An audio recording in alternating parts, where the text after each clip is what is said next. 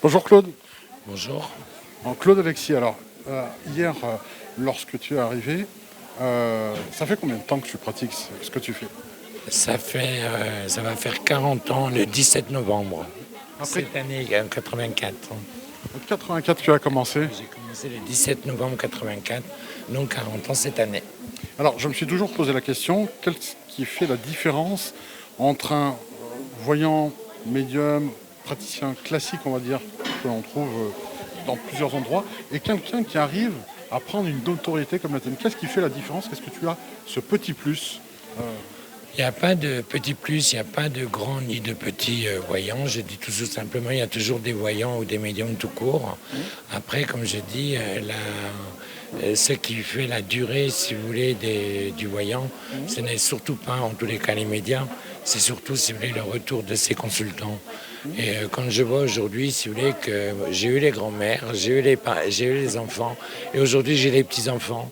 Donc je trouve ça, en tous les cas, formidable de pouvoir, en tous les cas, exercer après toutes ces années. Et puis, et voilà, tant que ça pourra durer, ça durera. Voilà, je pourrais être à la retraite déjà. Oui. Voilà, je pourrais déjà prendre ma retraite si je le Alors souhaite. justement, qu'est-ce qui te fait tenir? Qu'est-ce qui me fait tenir? Les consultants. J'aime ce que je fais, j'aime les gens voilà, j'ai envie de donner le meilleur.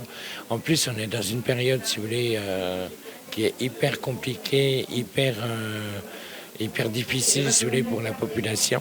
Et de ce fait, si vous voulez, par rapport à ça, c'est vrai qu'on a encore envie de donner plus à son consultant.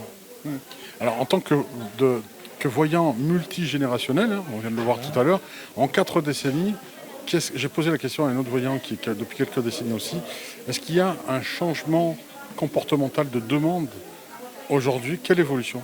Pas complètement. Moi, j'ai eu cette chance de connaître la voyance d'hier.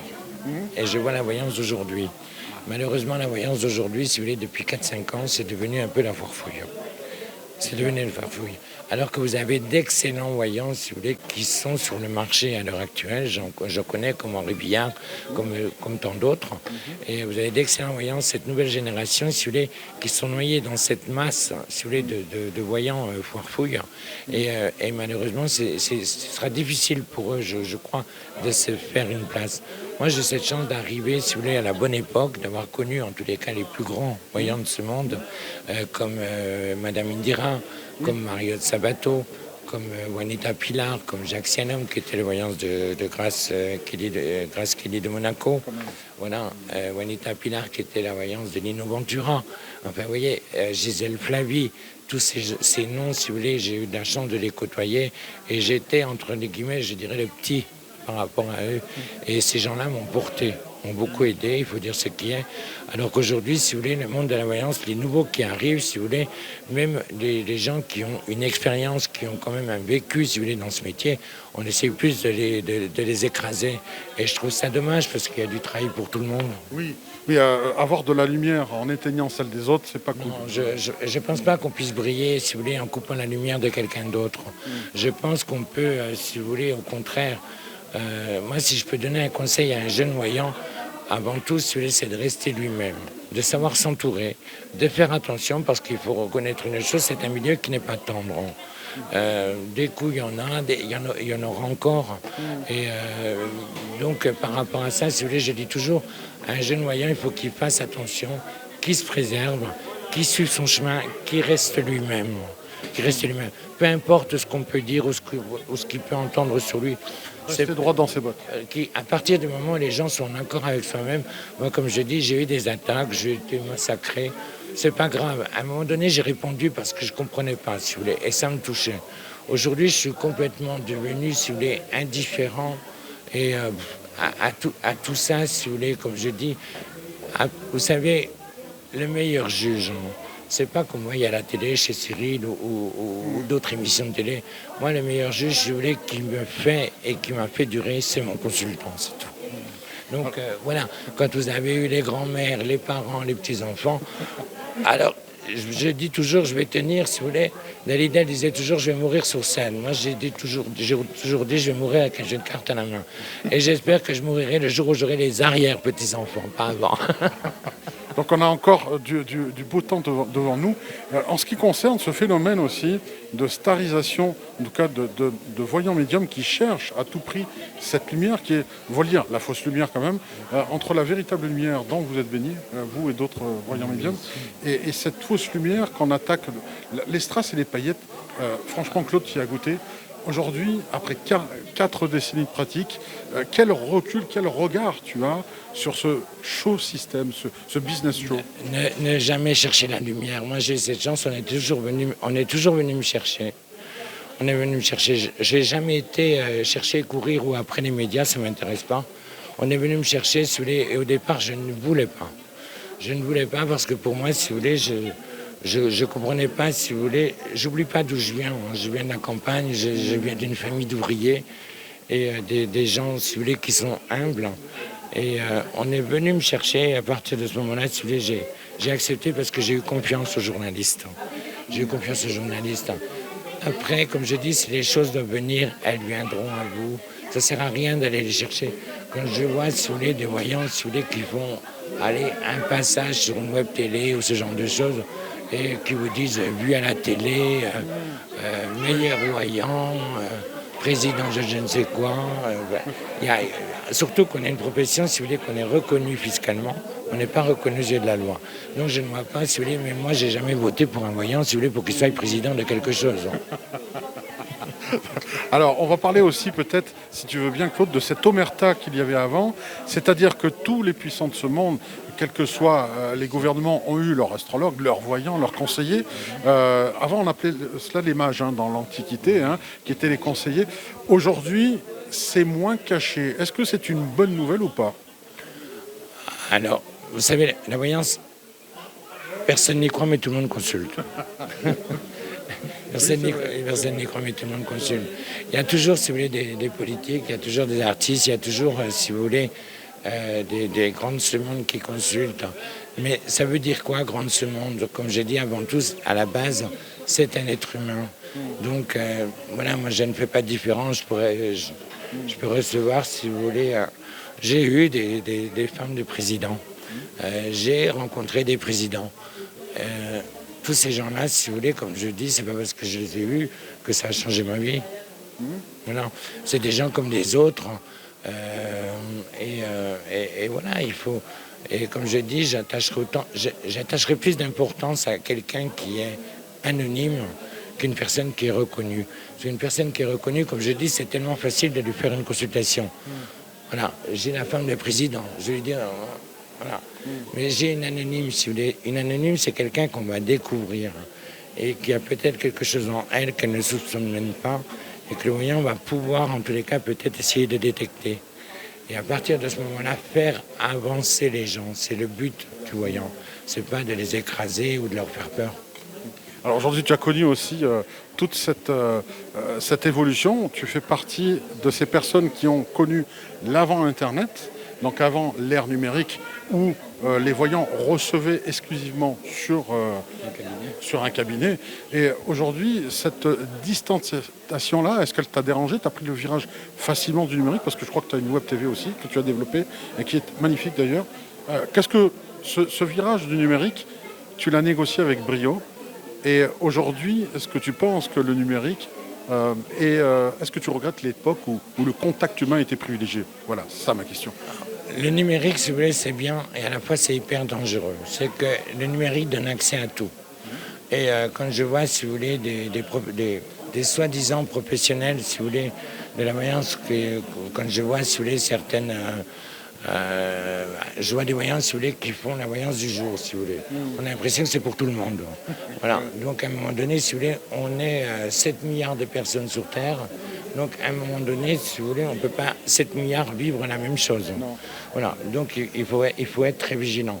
Après, c'est un outil de travail qu'il faut savoir utiliser, mais à bon escient. À bon escient. Mais je dis toujours, rien ne vaudra toujours, si vous voulez, le face-à-face, son consultant et son voyant. Voilà, mais bon, négociation. C'est la vieille école. Oui.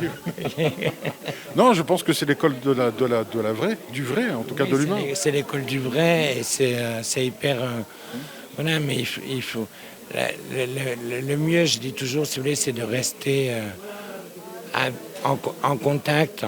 Et aujourd'hui, si vous voulez, vous allez dans n'importe quel endroit où il y a des gens, si vous voulez, il n'y en a aucun qui se parle.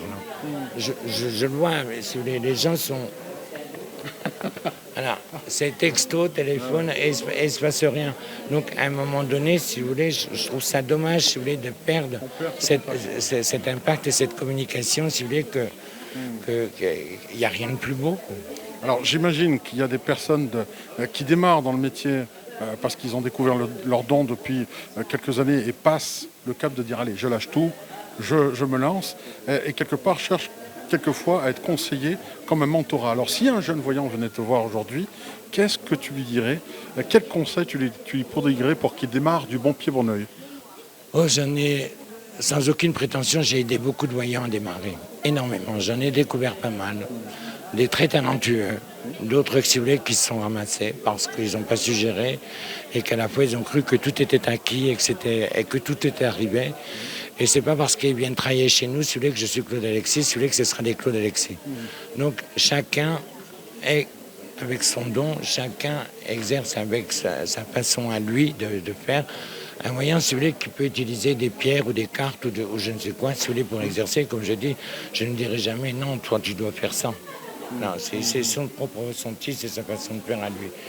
Après, je lui dirais, si vous voulez, avant tout, d'être honnête avec soi-même et de ne pas tricher. De ne pas tricher, de rester, si vous voulez, lui-même. Et à partir de ce moment-là, les portes seront ouvertes. S'il sait rester humble, s'il ne triche pas avec lui-même, si à la fois... Après, on peut se tromper, parce que même moi, si vous voulez, il m'est arrivé de me tromper, et heureusement, sinon, je ne pense pas que je serais humain. Non. Mais voilà, de donner, si vous voulez, toujours le meilleur et ne jamais rien attendre. Merci à toi Claude. Une dernière question avant de se quitter. Je me souviens, il y a quelques années de ça, ton oracle que tu avais sorti, je crois, de vous à moi. Voilà, de vous à moi. J'avais adoré parce que c'est un oracle qui est facile, voilà, à appréhender, même pour quelqu'un qui n'est pas cartomancien et qui n'est pas voyant. Voilà. J'ai sorti l'oracle de vous à nous, j'ai sorti l'oracle de ma destinée, j'ai sorti l'oracle de Claude Alexis, mais je reviens toujours à mon premier bébé, celui qui est de vous à nous. Et alors ce jeu il a été fait, mais vraiment le plus bizarrement possible. C'est pour ça que je vous dis, vous voyez, j'ai jamais rien sorti. Chercher.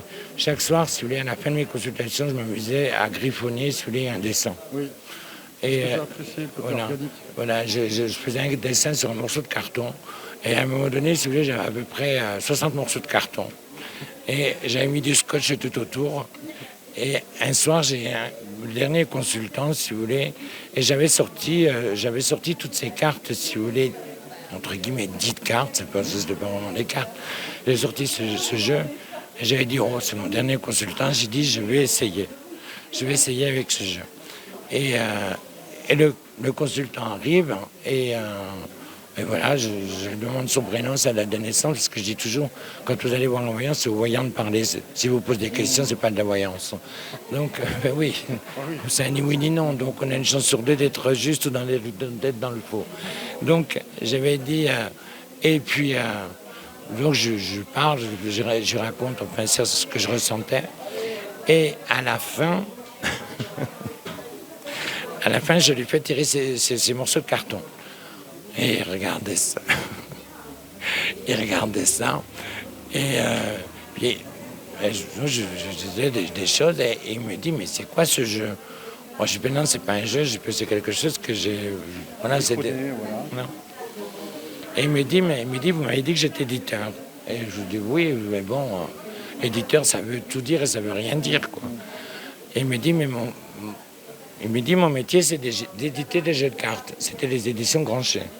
Il n'y a jamais de hasard. Hein. Et j'ai dit, ah bon. Et il me dit, je vais vous aider, je veux l'éditer.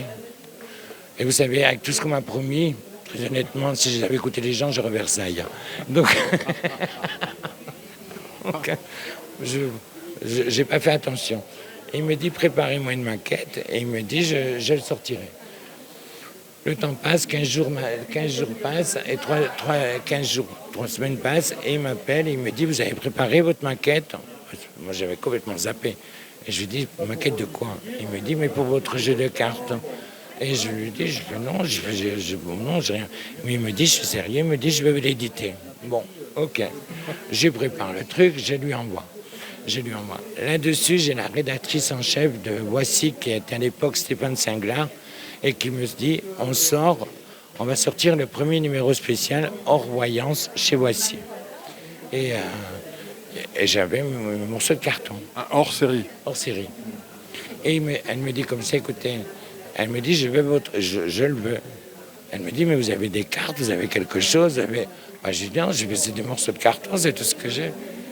Et je lui dis, par contre, il y a les éditions Granger qui vont l'éditer, donc voyez, peut-être avec eux. Ils se mettent en accord, si vous voulez, elle se met en contact avec les éditions Granger. Et là-dessus, si vous voulez, le jeu a été mis dans le Voici, spécial Voici. Et c'était en 15 jours, c'est un jeu, si vous voulez, avec spécial Voici, qui s'est vendu à 460 000 exemplaires. C'était le Waouh. Voilà, et je vous dis, sans rien chercher, quoi. C'est eux qui sont venus à moi. Donc là, est-ce qu'on peut parler que ce jeu a sa propre entité à lui? Est-ce qu'il a une âme? C'est ton bébé, en fait. Ah, c'est mon bébé. C'est mon bébé. Et j'ai 3 autres jeux. Franchement, je ne les utilise même pas.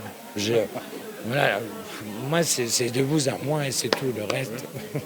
Un livre en préparation, peut-être un projet? Il y a il y a le grand livre des prédictions qui est sorti là hier. Voilà, qui est sorti là hier, c'est le 15e. C'est le 15e. Et puis, il y en a un autre qui, si vous voulez, qui se prépare. Et c'est simplement, si vous voulez, parcours et récit d'un voyant. Voilà. Merci en tout cas, Claude. Merci à vous. Voilà, un voyant humble et humain. Merci beaucoup. Je voulais également remercier l'association Les Bruits qui courent, si vous voulez, pour cette organisation. Également saluer tous les professionnels, si vous voulez, qui se trouvent sur ce salon, qui sont venus pour justement cette association et venir en aide aux personnes, en tous les cas, dans le monde de l'handicap. Et c'est une chose qui me tient à cœur. Et voilà, donc moi j'aurai le plaisir de retrouver les gens à partir de 12h30 ici sur le podium. Et ce soir, n'oubliez pas, vous aurez en direct la possibilité de pouvoir retrouver Henri Billard. Voilà, donc merci à toi. Voyant médium. Et merci à Rémi Magot, en tous les cas, pour son invitation et toute l'organisation. Et puis que la fête continue. Que la fête continue. Merci à toi. On t'a taillé un short, je te raconte pas. Oui. Mais dans le bon sens du terme. J'imagine très bien avec toi. En tout cas, merci Claude. Et je vais quand même le repréciser une nouvelle fois. Combien il a pris à l'association? Non, Claude est venu gratuitement, a payé son hôtel et ses conférences ont été complètement gratuites. Et j'ai entendu même qu'il offrait pour certains une consultation, mais que pour des gens de l'association. Et je le réitère, il n'y a pas eu de cachet donné à Claude et c'est purement gratuit. Et son TGV, c'est lui qui l'a payé et l'hôtel. Mais pourquoi vous mentez? J'ai touché 5 000. Merci Claude, merci pour ta simplicité et ta vérité surtout. Merci à toi.